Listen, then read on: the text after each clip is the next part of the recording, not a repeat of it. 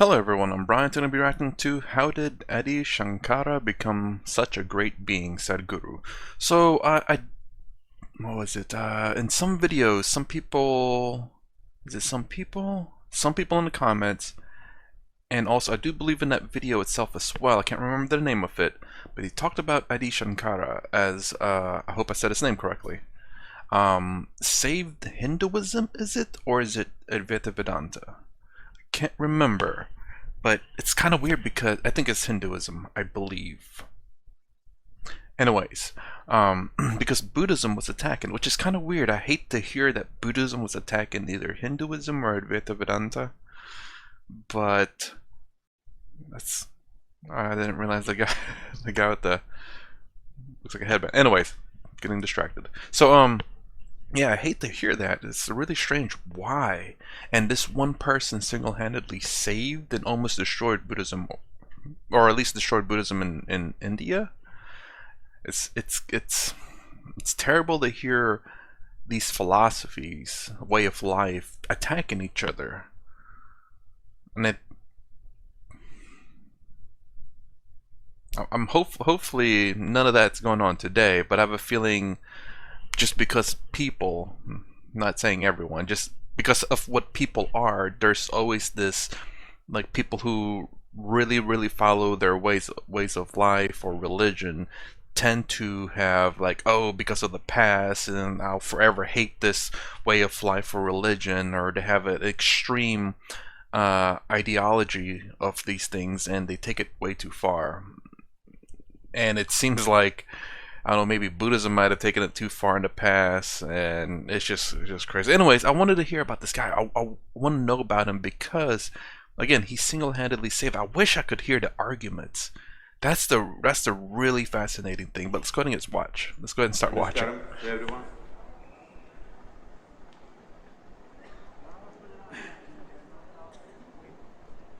Shankara, an intellectual giant, a genius of linguistics, above all, a spiritual light, pride of India. But we have special pride that he is from the south.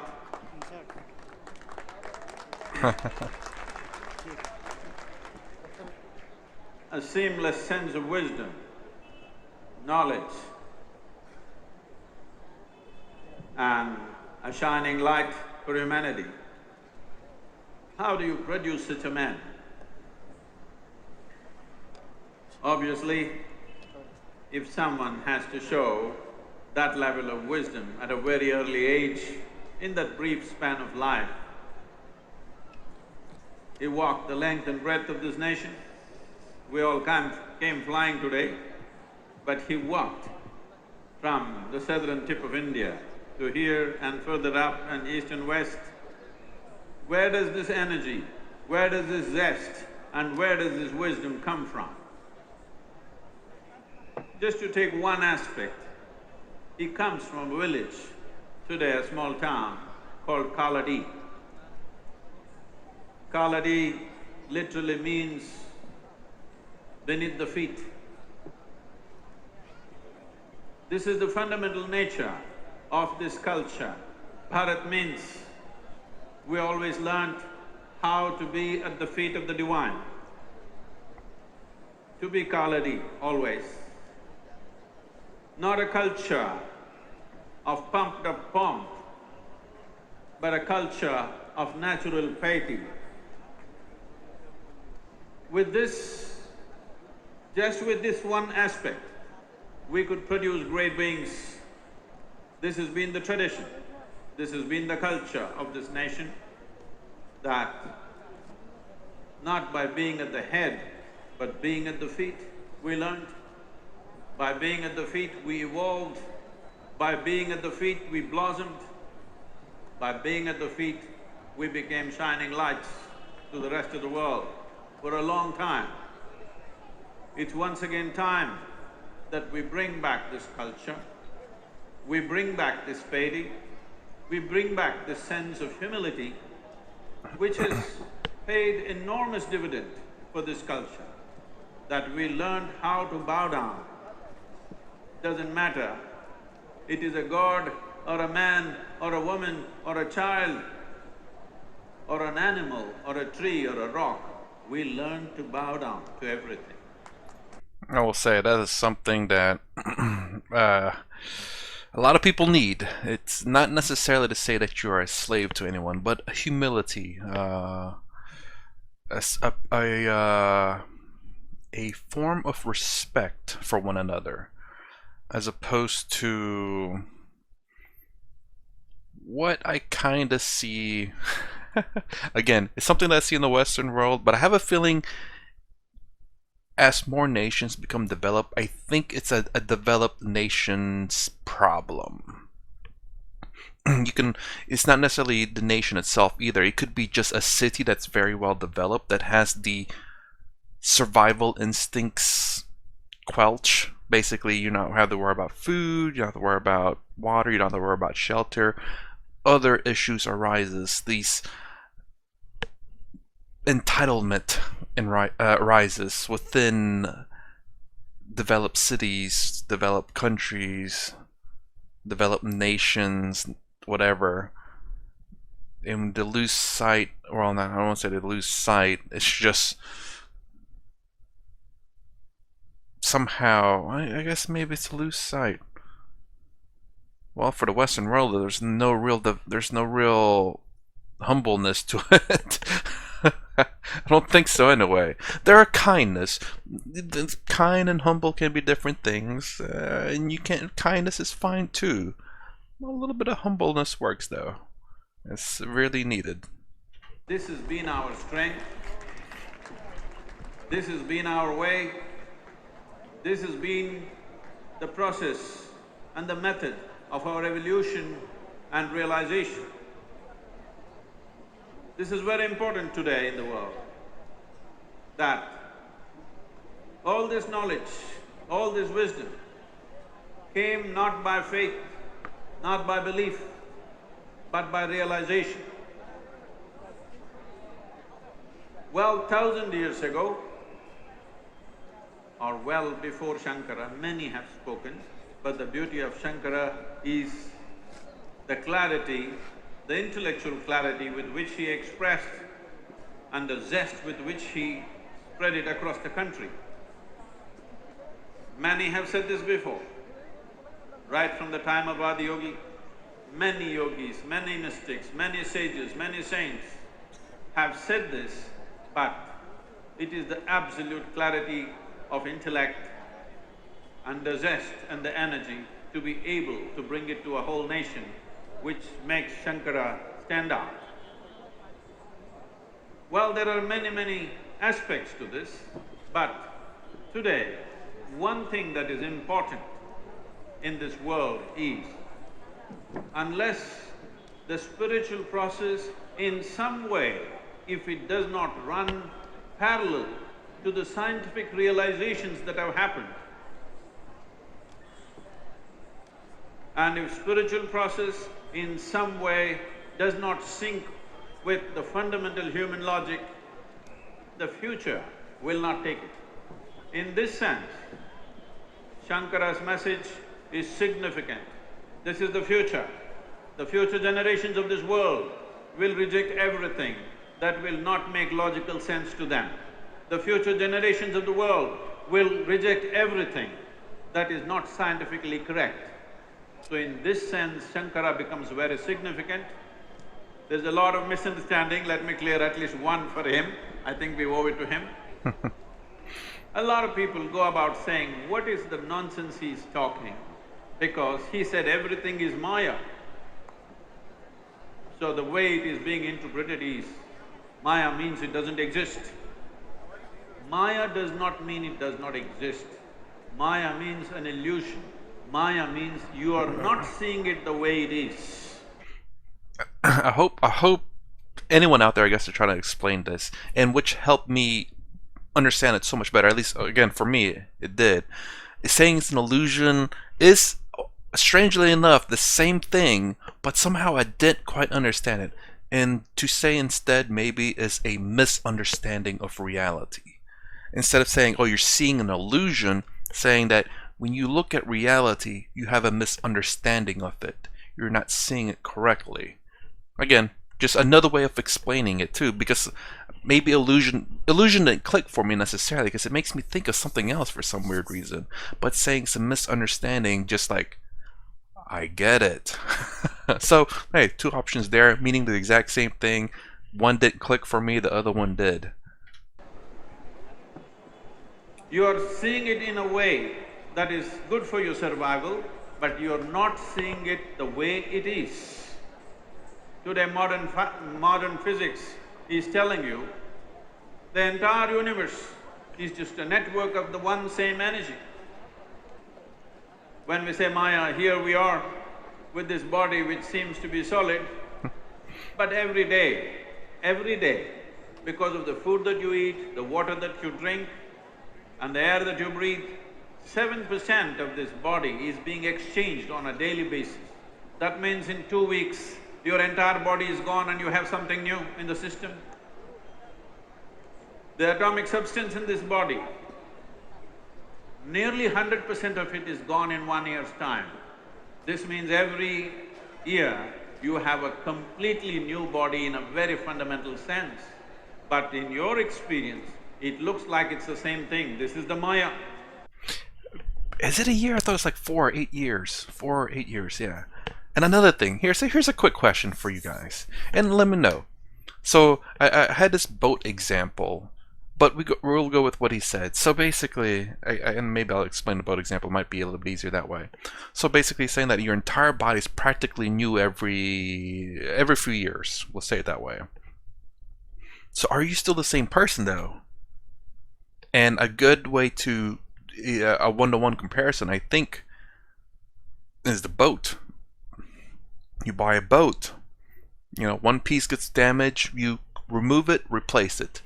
Another piece gets damaged, you remove it, replace it. After so many years, you practically remove every piece of the boat, not at the same time, but just at different parts of the year. As, say, like over 30 years, you replace every part of the boat.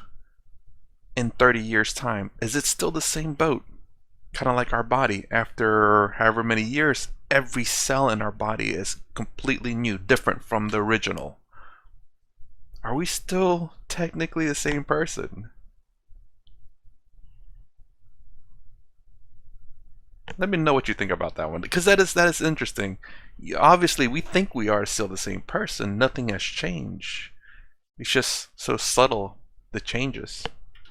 Similarly with the rest of the existence, the way you're seeing it, the way you're perceiving it, the way you're knowing the world through 5 senses is completely off the mark.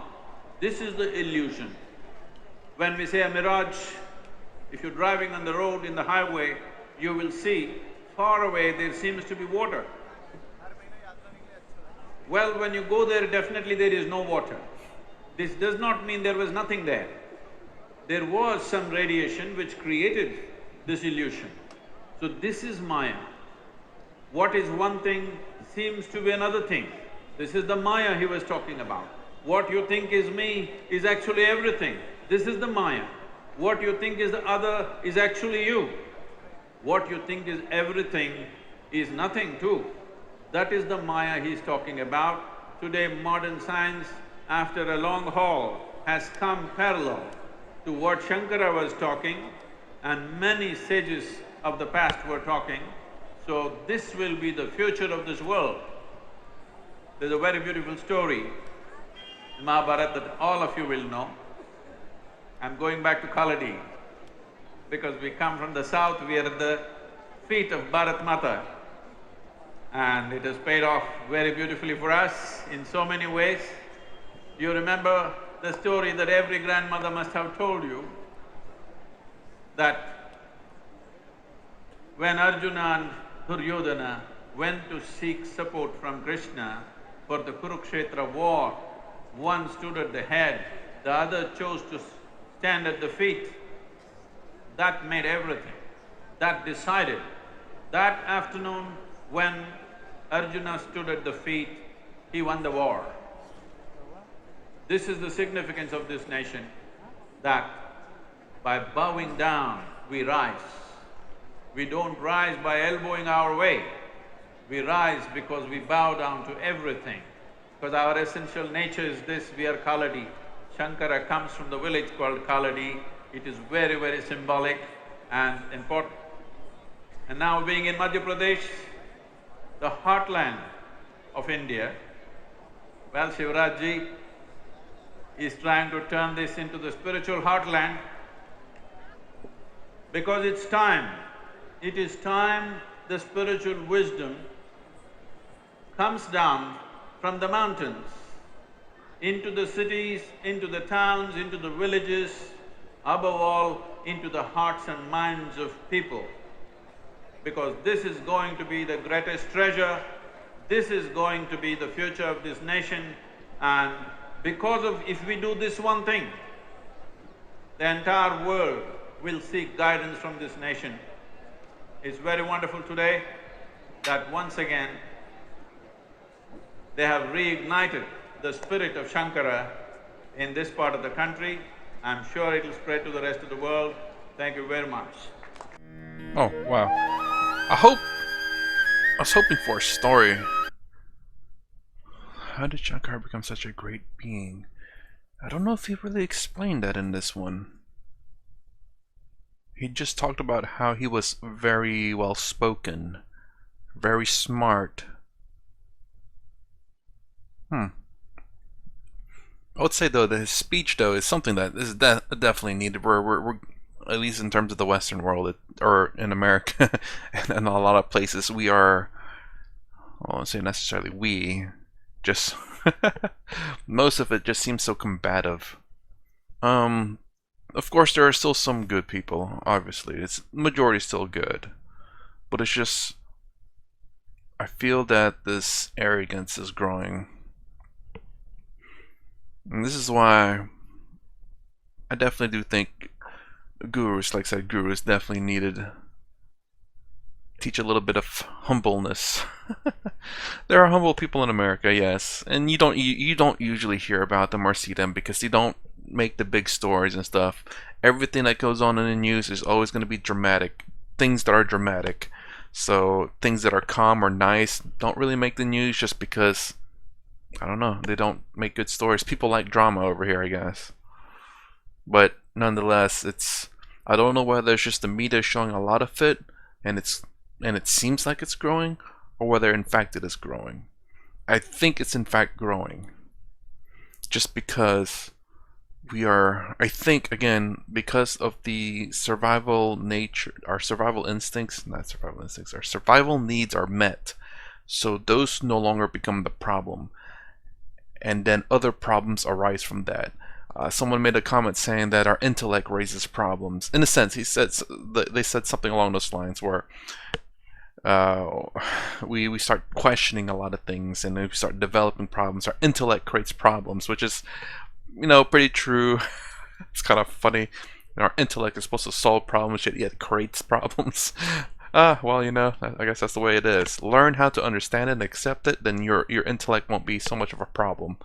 Or intelligence, I think. Intellect is what Sadhguru says as something else different than intelligence. So I would say intelligence. Understand your intelligence, then hopefully won't be too many problems. But yes, I think entitlement and arrogance is a growing. I'm sure it's probably growing in a lot of areas. I'm just not too sure where. The only exposure I get is freaking Western media. Western world, and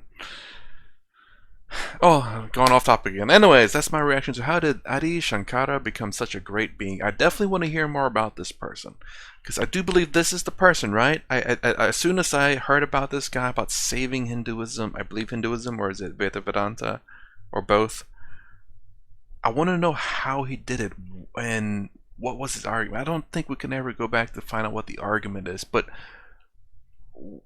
like maybe if there's a story about how he did it or something along those lines, just because I'm very curious about it. And I did end up looking them up and grabbing a whole bunch of videos, but I wonder if there's anyone out there that knows like a really good one about this person and how he saved Hinduism. And I'm kind of curious as to why Buddhism seemed to be so hostile at this time. I would have never thought of that being like that. I figured, yeah, I thought, at least in the Western world, I believe they say that Buddhism was very peaceful, not even to harm a fly. So why was it so aggressive?